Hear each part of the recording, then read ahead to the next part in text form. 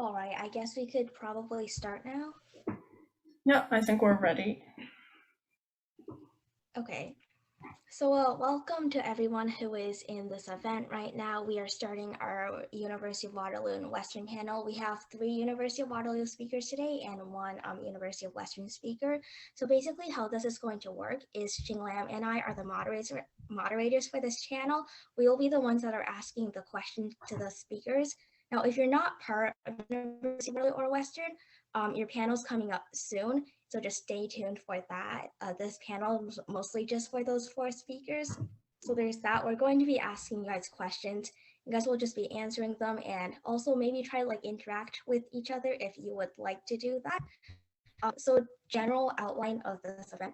Firstly, we'll be going over the introduction. Secondly, the admission process and tips. Thirdly, daily life as a university student or like your work-life balance, so on. Fourthly, courses overview, work examples and stuff. Fifth, pros and cons of going to the university, what you chose and stuff along those lines. And then your unique experiences. And then we'll be opening up our Q&A part where our participants will also be able to ask even more questions. Okay, so I guess we could get started. Xinglan, do you have anything else to add? Yeah, I think that's good. Okay, we'll get started then. So to the speakers that are speaking in our panels, I guess, do you want us to like call you guys up one by one to introduce yourselves? I guess we could introduce ourselves first. So my name is Ching Lam. I'm from Waterloo. I'm a grade 10 student. Hi, I'm Akon. I'm also from Waterloo. I'm also a grade 10 student. We are your moderators. Also, if you have any questions, please put it in chat, especially if you're not comfortable with like actually speaking. And also, if you have any questions on like the Zoom event, or if you want to just like ask anything else, feel free to like message our other moderators slash staff slash people. Mostly just message like any other staff people. Yeah. Okay, so I guess speakers. I feel like you guys one by one to introduce yourselves. Is that works out? Okay, so firstly, Michelle, just give a quick 2-minute introduction to who you are and what you do. Okay, so my name is Michelle. I'm in my 2nd year of software engineering at the University of Waterloo, and I'm originally from London, Ontario. All right, that sounds great. Okay, let's move on to the next speaker now. We've got Chloe. Yeah, hello everyone. My name is Chloe. I just finished my 1st year at Waterloo in their CS and Business Double Degree program, and I'm currently on co-op at Wealthsimple, doing a software engineer co-op, and I'm originally from Pickering, Ontario. Sounds great. Okay, Xinglan, do you want to introduce the rest of our speakers? Okay, Kisharni. Yes, hello.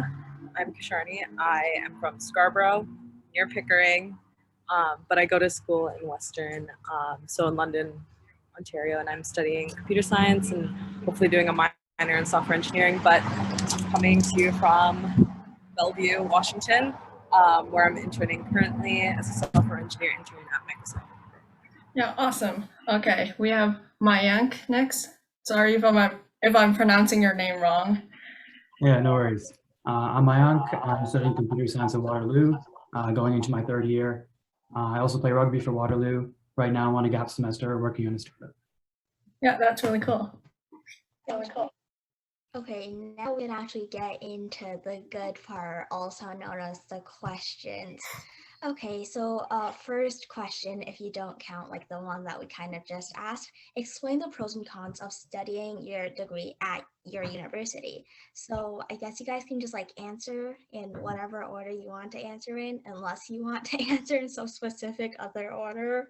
I don't know, just answer. So basically, what do you like about your program and what you might not like as much about your program?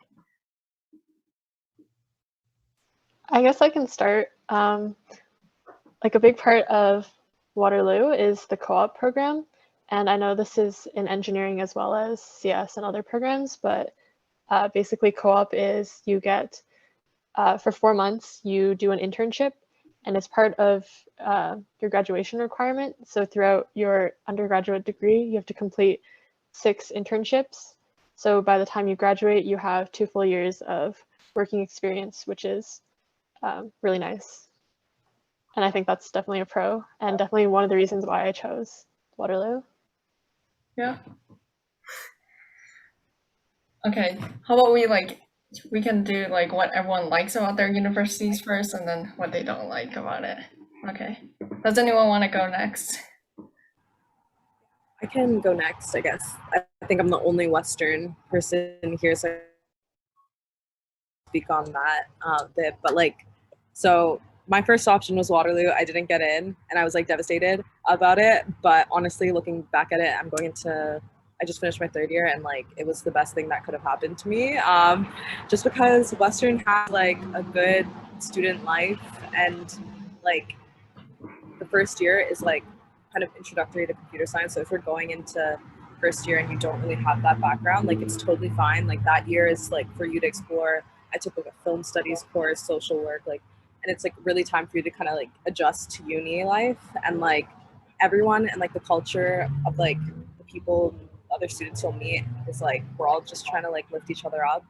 So there's like so much more of an opportunity to like make something that doesn't already exist. I definitely would say like Western's up and coming, especially in terms of like extracurriculars that we have out there. Like I ran the Women in Tech Society this past year, and like we've like really like massively upscaled how many interns we have like in America from Western now. And I definitely think like if anyone's applying to Waterloo and like gets rejected, just know it's not the worst thing that could happen to you. Like it might benefit you in the end, but yeah, I have good things to say about Western so far. Yeah, that's really cool. Okay. Chloe, do you want to go next? Yeah, I think as like Michelle mentioned, co-op is definitely one of the biggest pros at Waterloo. I think one of the, I guess maybe like on the con side of that is just because you tend to rotate between your co-op and study terms so often. For most programs, it'll be every other term that you're switching. Sometimes it can be difficult to kind of, I guess, like make friends with people, or for example, find housing. Sometimes that's a little bit more difficult.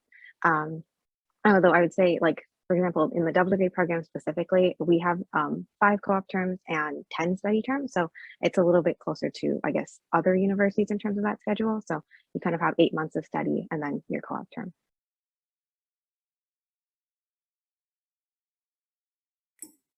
Okay. So, Mayank, what do you like? What do you think are some like pros of University of Waterloo? So again, the co-op program, but like everyone says that.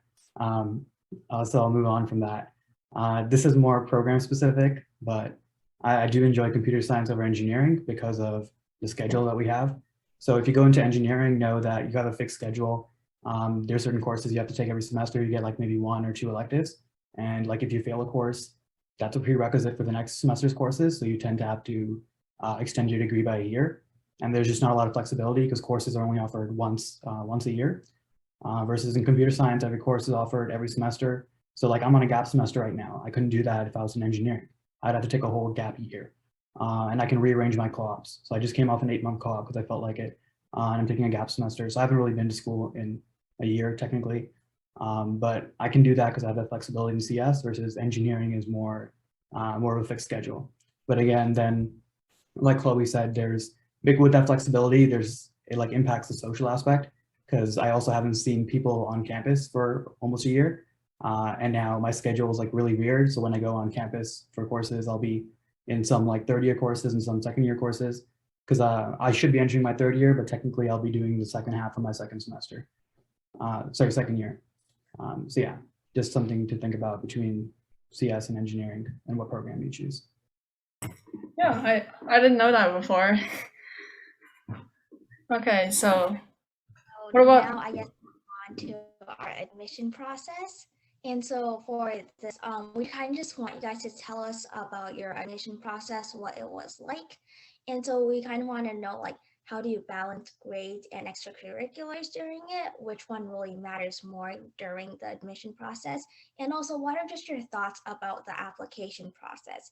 Also, I guess we just go in the same order that we have been going in if you guys want to do that. So yeah, just say whatever of it. Okay, I guess I can start again. So the admission process for Waterloo, the main form is the AIF. And I think for most programs, it's due in February.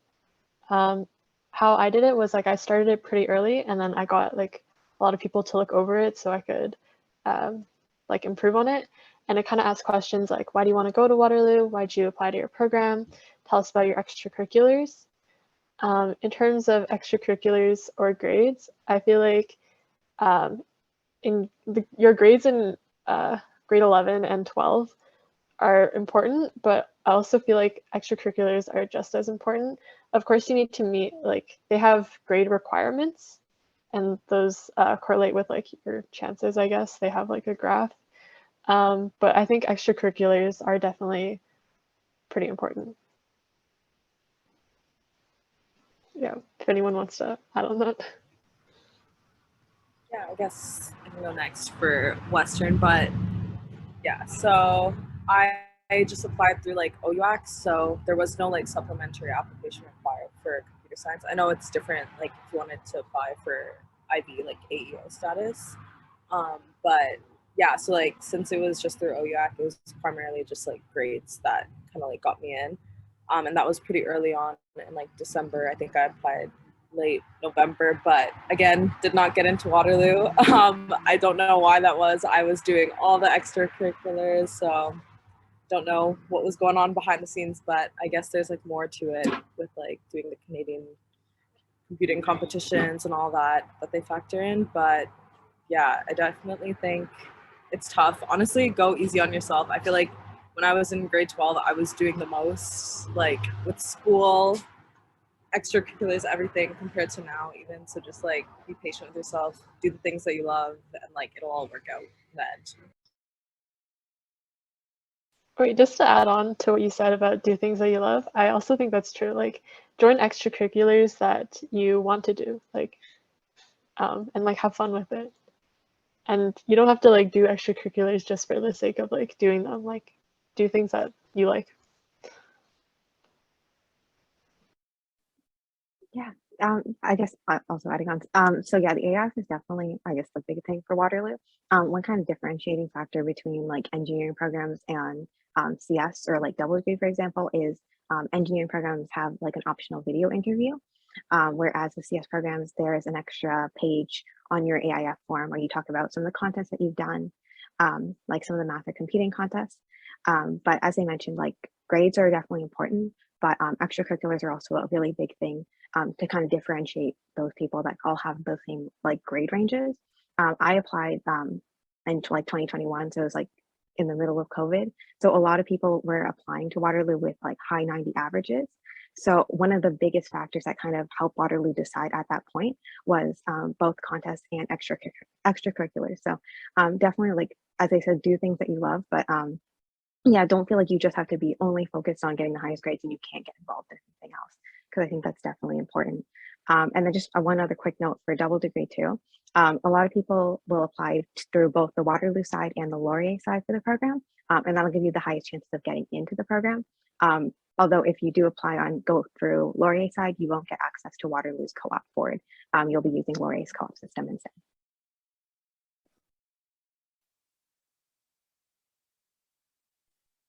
Yeah, for me, I didn't have a video interview, so I think they probably added that during COVID. So I applied the year before you.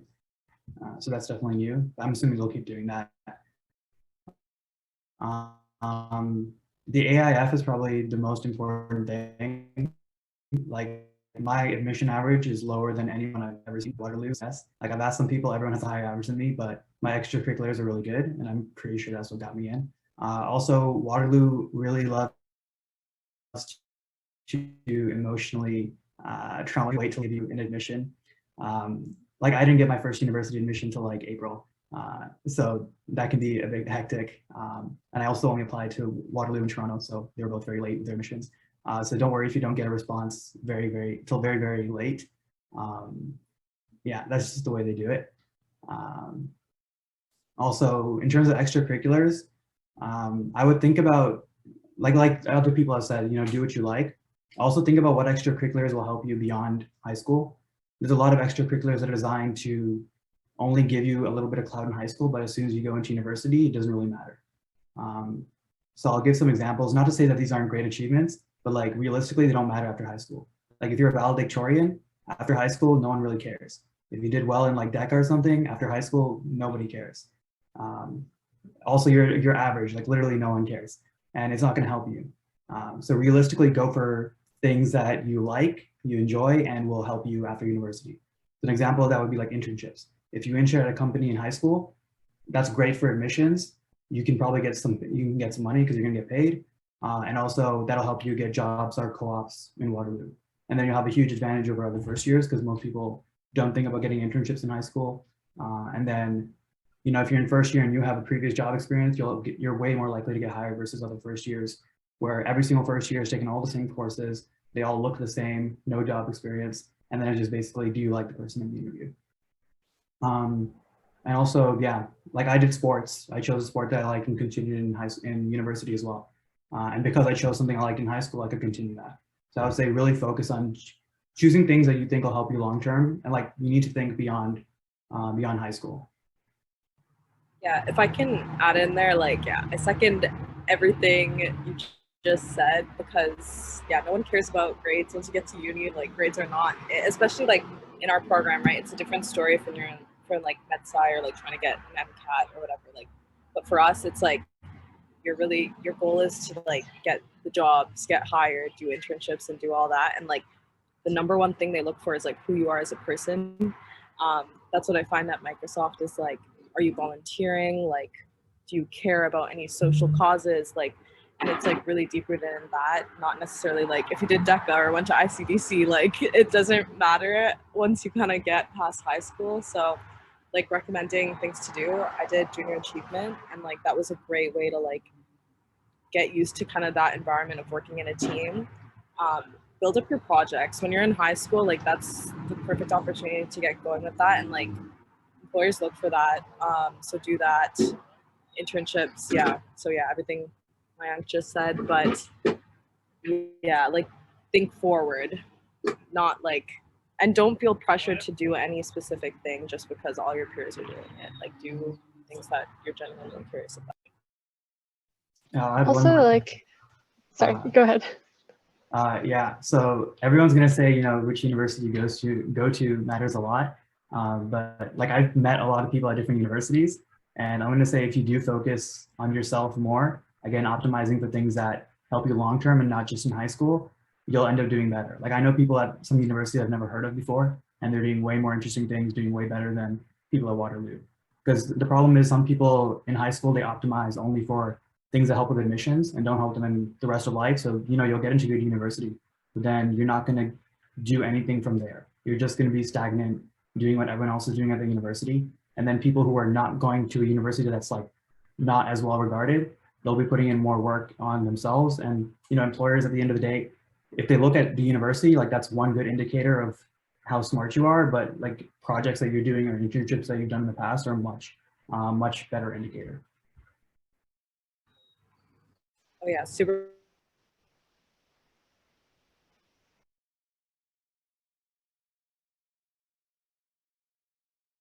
Wait, Michelle, do you have anything to add or no? In events like these and also hackathons, like there are a lot of hackathons geared towards high school kids. It's a really great way to meet other people and learn more, and also meet people who are actually working in the industry. Oh, definitely. And like just a quick little add in, like companies are doing a shift. Like Microsoft is literally like, while being here, I've met more Western students, UFT students, like Seneca College, like students here, but I've not met a lot of Waterloo students. And I think it's different for each company because like I can say that for here, but I know there's like that do like favor Waterloo students. So it, yeah, the name of is much like what you're doing and like just who you are as a person.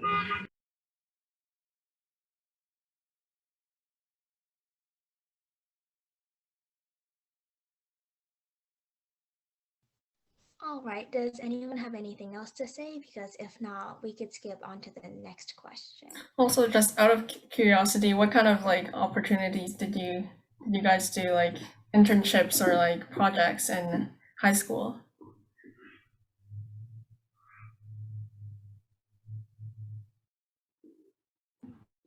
I can go first. Okay, so junior achievement, amazing. I recommend it. I did DECA, never went to ICDC, but like it's really good. Like I was so shy in high school, so it really got me outside of my comfort zone, just like speaking and like being comfortable doing that. Besides that, like I ran computer science club and like did those things. I don't know. I had a lot of like things on my resume, but I think junior achievement was probably the best. I did like tennis because I love tennis, volunteering. And like last thing I did was at Sunnybrook Research Institute. They have like a high school internship program, so I recommend that actually if you're like kind of debating what you want to even go into because you can do like experimental research, which is what I did, and it was a mix of like doing coding and then actual like biological research. So and it was like so cool. So I highly recommend to apply to that. I think it comes out like February. We're still in high school.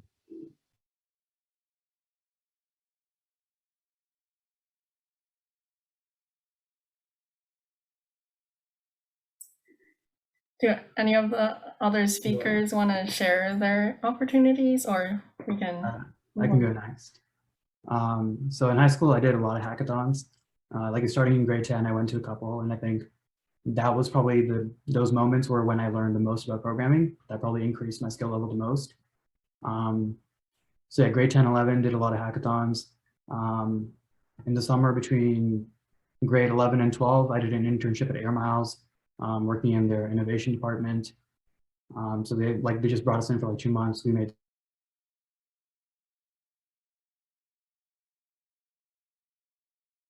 did a lot of sports. I did rugby, skiing, football.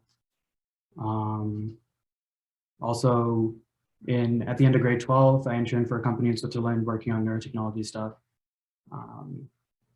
Yeah, a lot of tech stuff. And then I made a bunch of websites for some companies as well.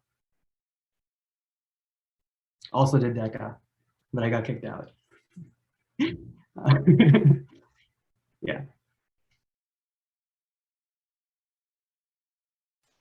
I can go next.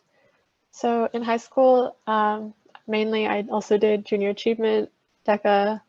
I also did music council, and then I did some volunteering at the library. So most of my extracurriculars weren't like tech focused, and I didn't do my first hackathon until first year of university. But honestly, like that's the thing, like even if you don't do if you don't do that much tech related stuff in high school, like don't feel like you're behind. Like there's no rush to be anywhere or at a particular level. So yeah.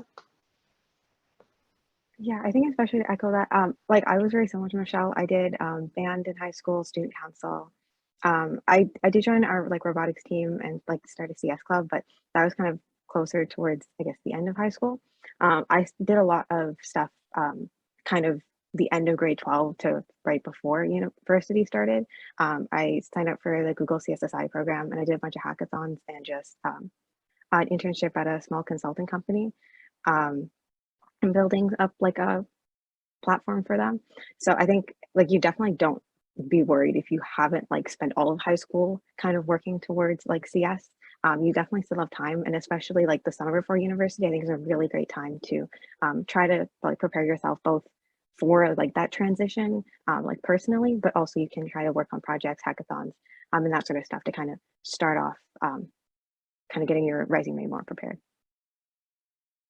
Yeah, I think I would also recommend like join some hackathons because those are really fun. And if you're looking for any hackathons, we're always hosting some like with XdHacks Mini, right?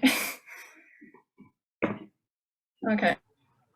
If I can jump in there too, like for just like when you start coding, like that was grade 11 for me, and before that I did not know what coding was. I thought it was this like terrible, scary thing that wasn't for me. And like a huge part of that is like, if you're a girl, like female identifying, non-binary, it's like you don't really come across it. Like I just had no idea what it was, and still to this day the numbers aren't great, but there's this one organization called Canada Learning Code. I'm not sure if they still do workshops, but like that was my first exposure, and it was like so fun because they do web development. So I highly recommend giving it a go. It's like downtown, so it's like a perfect excuse to like go downtown and like hang out with your friends and like do this fun workshop. So I highly recommend that. And yeah, everyone's journey and timeline is so different. Like you'll meet some people who have started coding from the womb, like, and like their GitHub is just like full, and like it's okay if that's not you. That's not me. So it's like cool to be whatever.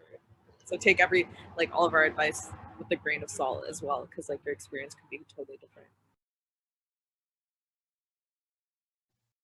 Oh, thank you all for such great advice. Now, I know that Xinglan, for one, has been coding from the womb pretty much. The GitHub page is like full completely. And then there's mine, it's completely empty. I don't even know how to use GitHub. Moving on to the next question. So tell us about like a typical day in your life in university. So like, what do you enjoy about it? What do you really do in your life? What courses do you do? Do you like party a lot? Do you hang out with your friends, etc.? And then what also do you not really enjoy about your typical day, I guess? Just talk about that. I can start, I guess. So for me, this is pretty interesting because this is my first term actually on campus. So I started university in 2020, so that was like the start of COVID, and it's been online since. So kind of feels like I'm in first year again.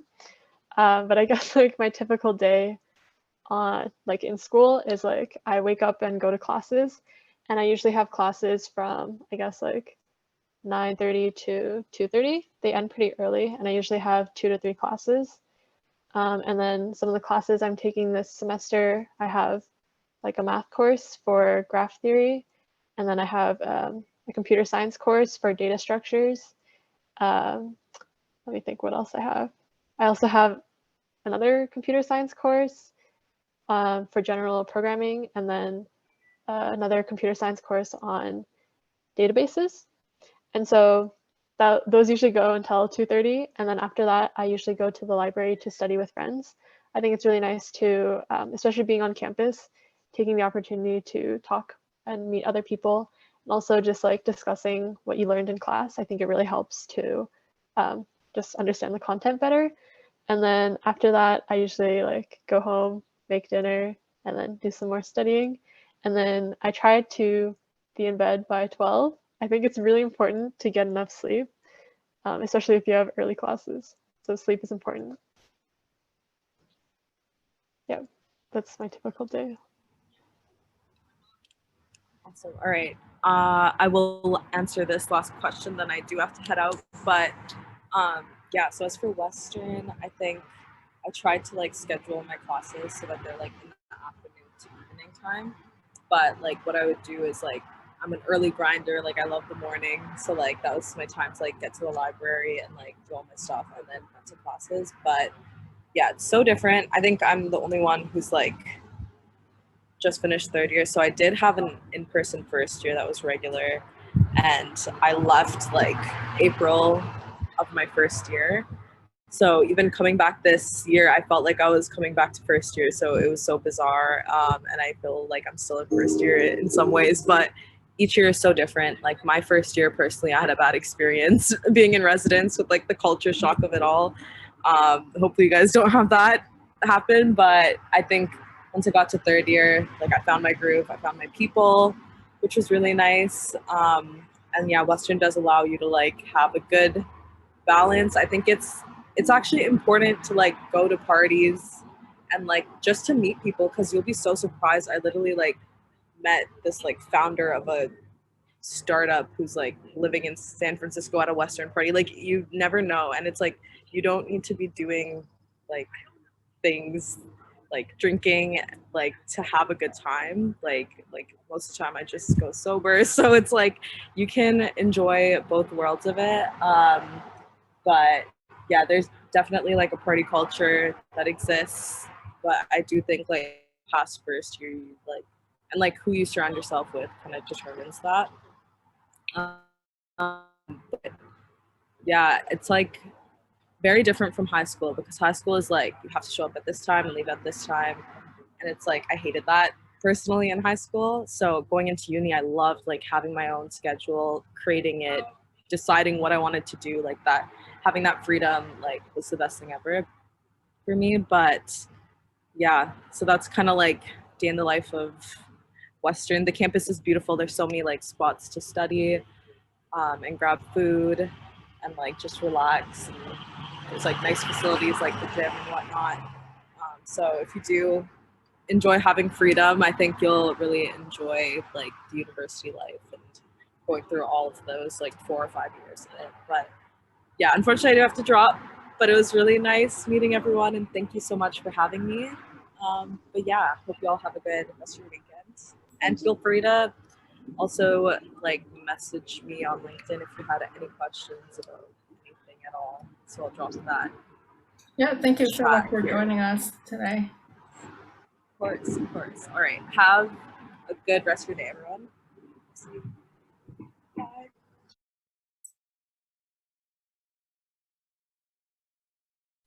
All right, I guess I can continue from here. So I guess typical day in double degree. Generally, I guess it kind of like depends. There's two types of days. There's the day where you have like 2 Waterloo classes in the morning and then you're free for the rest of the evening, or there's the days where you're going back and forth between Waterloo and Laurier like 4 times. I don't like those days very much, but so generally like our classes start around I think 10ish for both semesters in first year. We'll either have like 2 Waterloo classes in the morning or like 2 Laurier classes in the morning. Um, and then generally, I'll spend the day on campus, depending on which campus we're on. So maybe like 5 or 6 with some friends. Then go back home, kind of study a little bit, make dinner, stuff like that, and then chill with my roommates for the rest of the evening. One thing I would say is that Laurier business classes, you can't pick when you have them for the first like 3 years of university. So that's very strict in terms of your schedule. But Waterloo classes, you can generally move those around a little bit. So like, for example, Laurier business classes have a lab that you have to do for both terms in first term that are generally like evening or nighttime. In first term, my lab was at 8:30 p.m. To like 9:50 p.m. So then you go to campus for that. But other than that, we generally don't spend, I think, as much time in class as like engineering students do, like CS or double degree. But you just don't really have a lot of flexibility in terms of your business schedule. Yeah.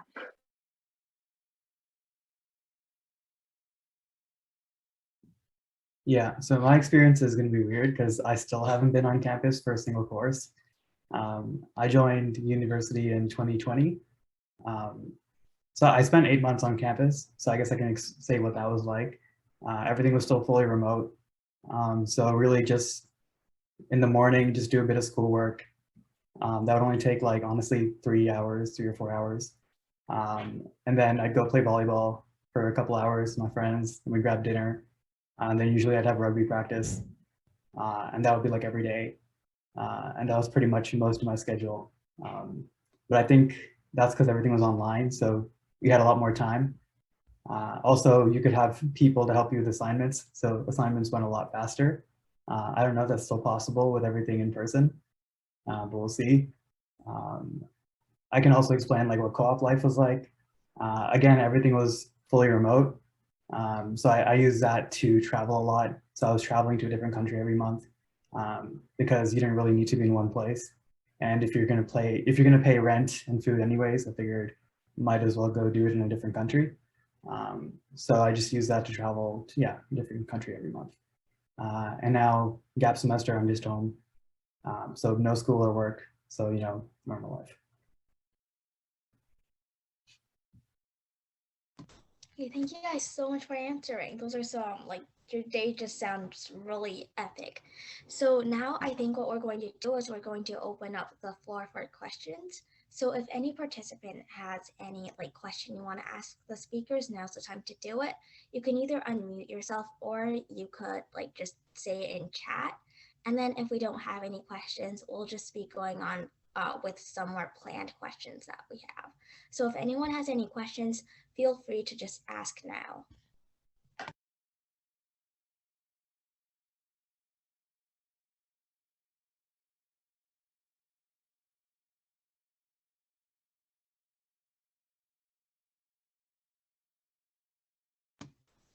We have a question in chat. Is it true that you need good performance in a programming contest to get into software engineering at Waterloo? Yeah. I can speak on this. Wait, sorry. I'll just say my thoughts and then you can add on after. But I feel like no, you don't have to have very good performance. I'm gonna be honest, my performance wasn't super great on the computing competitions or the math competitions, and it was still fine. I think as long as you do them, and then you have experience from programming experience from elsewhere, that's also fine. That was my experience. Yeah, I'd agree. I also didn't do the best. If you do really, really well, it's supposed to be like an auto admission into computer science. I don't know about software engineering, but for at least for the math department, if you do really good in, I forgot what the math competition was called, or you do really good in the computing challenge, they will basically use it as an auto admit. But those are also really hard to do well on. So it depends what you want to do. Yeah, Waterloo doesn't really care about the other contests as much. So you can do them and yeah, it'll look good. It might make a small difference, but they look at their contests a lot. Like when you're filling out an application, they will ask you, did you do this contest? If yes, what was your mark? Like they specifically ask for those because they know they're of a certain difficulty and that's why they use it for the admission process. But if you also completely bomb it and get a 0, they don't care. The only thing they'll care about is if you don't write them, because then they'll be like, why didn't you write them? It's kind of weird. But yeah, I mean, there's no harm in writing. Yeah, generally admissions say that it's you can't hurt your application at all by writing it, even if you do badly on it, but it'll definitely hurt if they don't see that you try or you don't have an interest in trying them.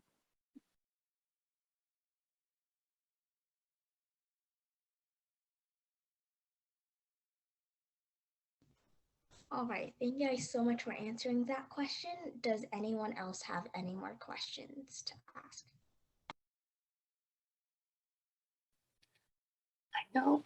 I know I'm one of the moderators, but I do have a follow-up question. I was wondering, what year did you start these contests? Does it really matter when you start writing these contests?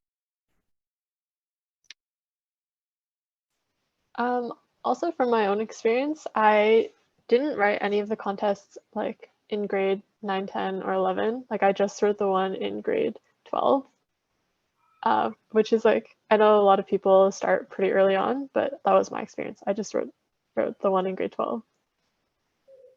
Yeah, my school didn't allow you to write it unless you were at least in grade 11. And honestly, it doesn't really make sense to because it does have grade 12 math in it. So unless you've done AP math and want to do it, yeah, it doesn't really make much sense. I wrote them just for fun in grade 11, the computing one and the math one, which I think turned out to be a big advantage for me because in my grade 12 year, they actually canceled the math exam. So anyone who was waiting to write it couldn't write it. But me, who had done terrible in grade 11, just for the heck of it, ended up having it that I wrote it, versus most people probably didn't write it. But that's not going to happen again, realistically. But yeah, I mean, you might as well just write it in grade 11 just to see what it's like. But realistically, your proper shot at it will be in grade 12.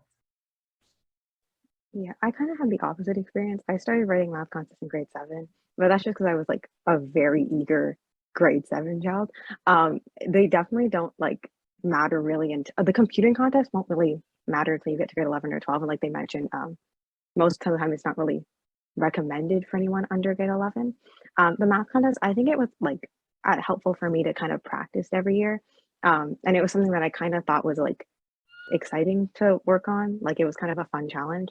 But you definitely don't have to start that early. Most people I know have not started until high school or grade 11. Oh, I was talking about specifically the one that they look at for admissions. But yeah, I also did math contests and competing contests before that. But they don't really look at that as much. Yeah, Also, yeah. for the co-op, someone asked about the co-op course in high school. I would say definitely do it if you can find a good company. I would say don't do it just for the sake of doing it. But if you have like a company that's willing to hire you and you think it's like a relevant co-op experience, I would totally do it. I wish my high school had it. They didn't do it. I think it's worth it.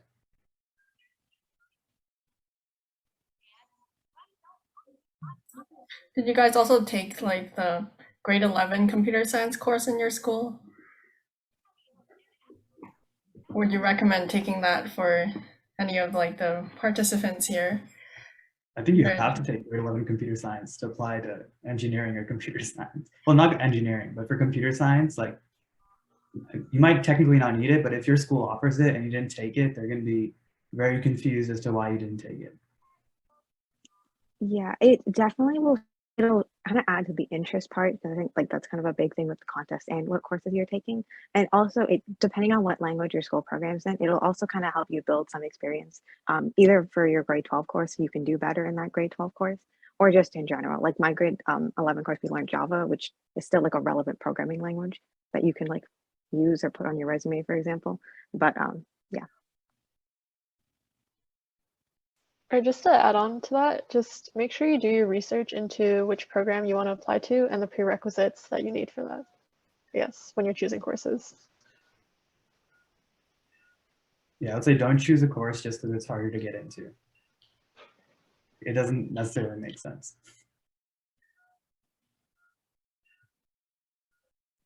I do have a follow-up question for that. I was wondering, when taking the high school courses for computer science, does it really prepare you for the post-secondary computer science or software engineering programs? I could like start. I think that some of the concepts and stuff are really good to learn in high school, like kind of just like very basic stuff, like what's a for loop, what's an if statement. I think that conceptual stuff will really help you kind of just adjust better. But like Waterloo, your first year CS course, you start with Racket, which is the language that no one else uses in industry or in schools.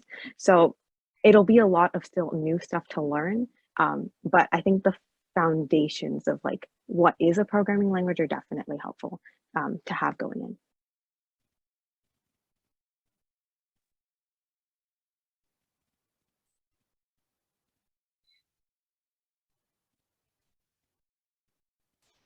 I guess like just, I feel like that was a really good answer. Like high school CS courses really build the foundations.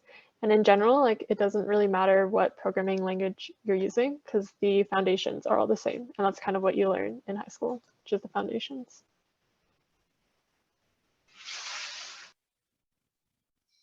Yeah, I don't really have an answer because I don't know. I think my computer science teacher wasn't the best. He wasn't really good at teaching, and so I didn't really listen. I just did the assignments and did other stuff in class. So I didn't really pay attention. So I don't really know if it was helpful for other people or not.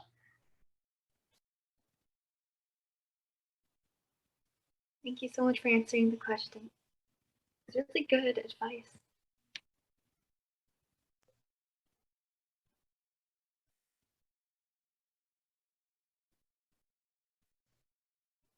We have another question in chat. Did any of you guys apply for MIT? If anybody wants to answer.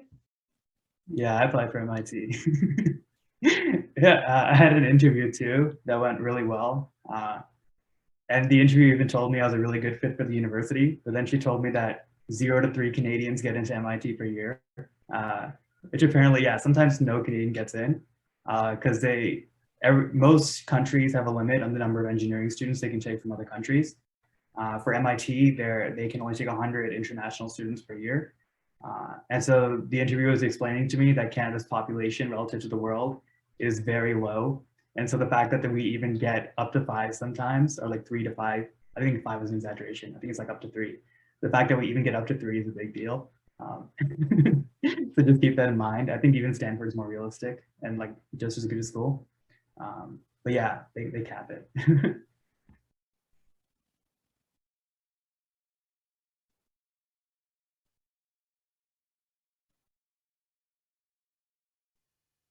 Oh, I didn't get into MIT.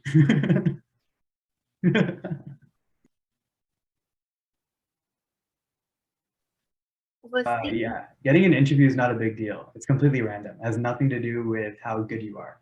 The only reason you get an interview is because there's an alumni who lives near you who volunteered their time to interview people. So if no one lives near you, you don't get an interview. Even you're not even allowed to go to a different city for an interview. So it's nothing to do with how good you are.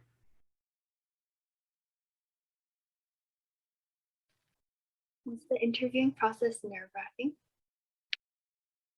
Oh, I love the interviews. It was just a conversation. I literally just went to the library next to my house and we talked for like 3 or 4 hours. It was just a conversation. Like the way it works for, at least for US, I don't know if it works for Canada, but the way it works is they give the alumni like 3 questions and they basically have to write an essay saying why you should be in the university. But generally speaking, it seems like most interviewers do give a very good recommendation to people because they want people in the area. They're like rooting for them to get in. So I mean, as long as you don't bomb it, you should be fine. But it's more of a checkbox thing. I don't think you can do extremely better or like extremely worse. It seems like there's very, very little room for how much it can help your application. But you should definitely do it. If you don't do it, that's an issue.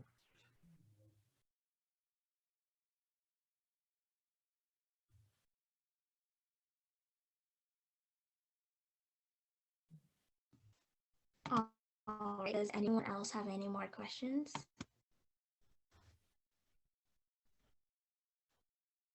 If nobody else has any questions, I guess we could just finish it off with like parting words of advice, if any of you guys have any. So just like say anything to like help us, I guess. Yeah. I guess I could say like one tip about any application form for university when you're writing your applications. Just be sure to. Oh, hello.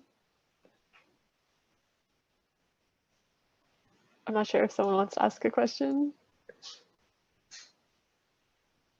Okay, I can continue. But just in general, for when you're writing your applications, make sure to be specific. Because if you think about it from the admission side, they're reading hundreds and thousands of applications. So you want to make sure that yours stands out. So be specific with your answers. So that means like doing research into the university or program that you want to apply for and like what specific things that stand out about that university or program. And yeah, write about that.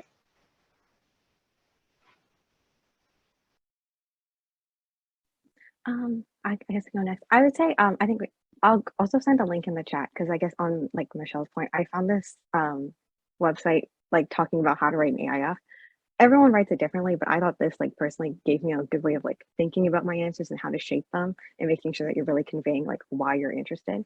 I would say like my overall tip is though, definitely like don't stress out too much about admissions. I think I was like a very, very nervous person going into it.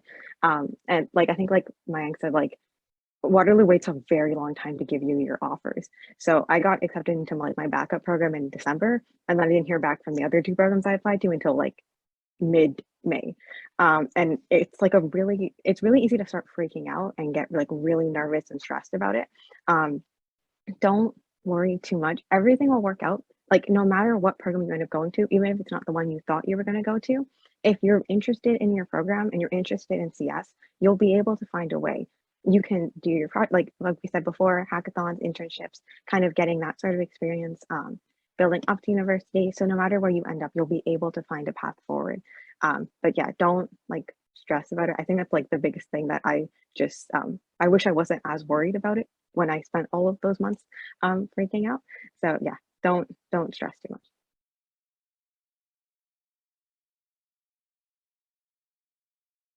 Yeah, also the program can be more important than the university. So like Waterloo, if you apply to Waterloo Computer Science, they may defer you to something called geomatics. Like don't necessarily take that just because it's at Waterloo. If you want to do like computer science or engineering and you get into some other school that's also like decent for computer science and engineering, I would say go and take that instead. Don't come to Waterloo just because Waterloo has a good name, because you're gonna be here for like 4 to 5 years. So you want to enjoy what you're studying, and then you're not going to care about what university you went to as much.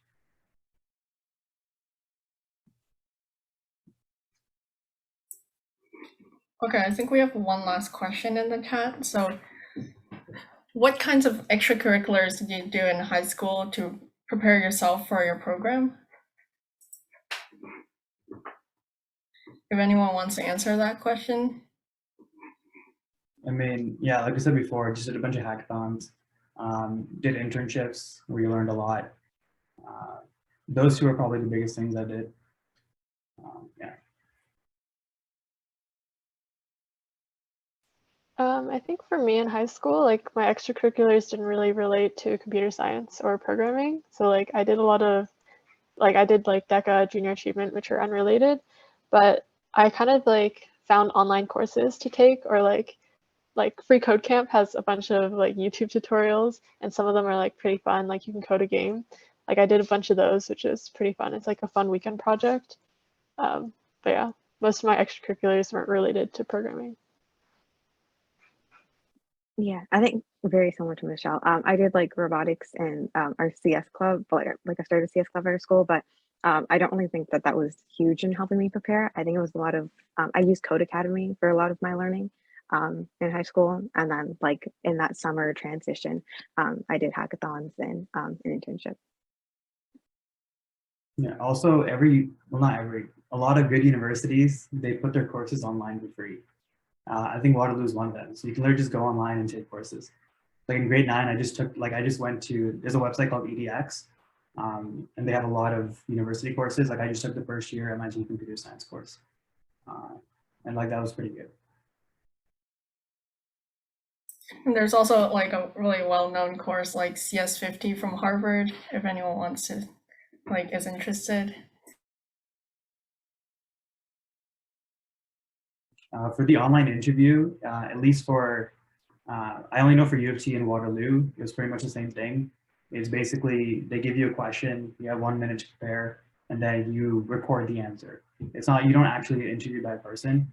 They just give you like 2 random questions, and then you'll answer them on a recording. I don't know if they've changed that since, because you know, COVID's kind of over now, but I don't see why they would change that.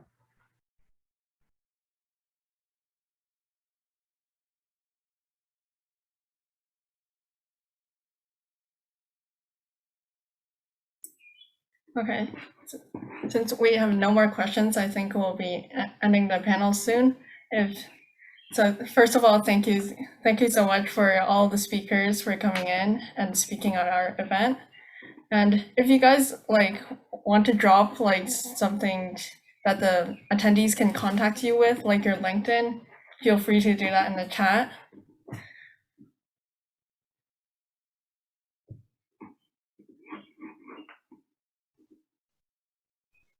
All right, so this basically marks the end of our first panel. Our second panel is coming up soon in around like 9 minutes. It's still the same Zoom meet, so if you guys want to like stay and listen to like our participants, if you want to also learn about University of Toronto, then you might want to stay for our second panel. We'll have speakers from that university. So yeah, we'll be heading into our break. It starts 1:15, and also you haven't filled out the form for the raffle yet. You can do that now. I guess I could post a link of that in the chat. And also, if you're a speaker, I guess you could also fill it out if you want some money. Like, yeah, it's there. So yeah, I guess we'll just be waiting for the second panel to start in 8 minutes.